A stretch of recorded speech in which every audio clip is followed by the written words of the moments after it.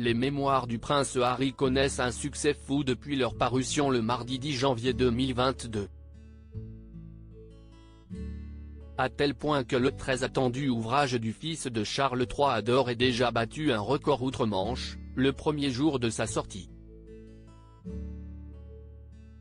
Un véritable phénomène.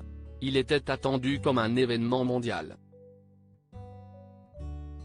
Après avoir eu droit à quelques extraits dévoilés ces dernières semaines, l'ouvrage du prince Harry intitulé The Spare, le suppléant en français, traduit en 15 langues et contenant ses mémoires, est sorti dans les librairies du monde entier le mardi 10 janvier 2023.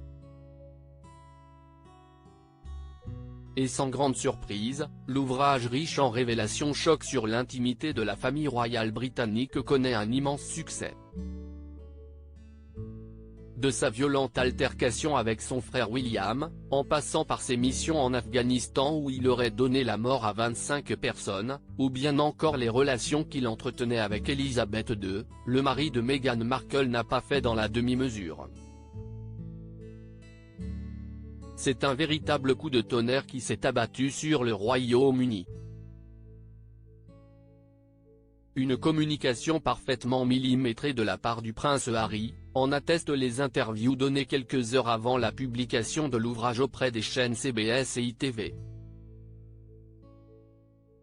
Il a, à ce jour, enregistré un chiffre de vente de 400 000 exemplaires et cet ouvrage est déjà entré dans l'histoire puisque sur Twitter le mardi 10 janvier 2023, Omid Scobie, journaliste et proche du fils de Charles III a écrit, un porte-parole de Transworld Books, une division britannique de Penguin Random House, maison d'édition, m'informe que Spare du prince Harry est devenu le titre non romanesque le plus rapidement vendu de tous les temps en Grande-Bretagne.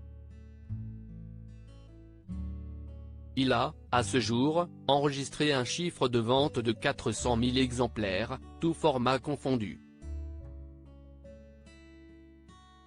Des chiffres qui donnent le tournis, mais qui sont également impressionnants dans l'Hexagone, puisque le mardi 10 janvier 2023 dans l'après-midi BFM Télévision a annoncé que le suppléant allait être tiré à 50 000 nouveaux exemplaires, venant s'ajouter aux 200 000 initiaux.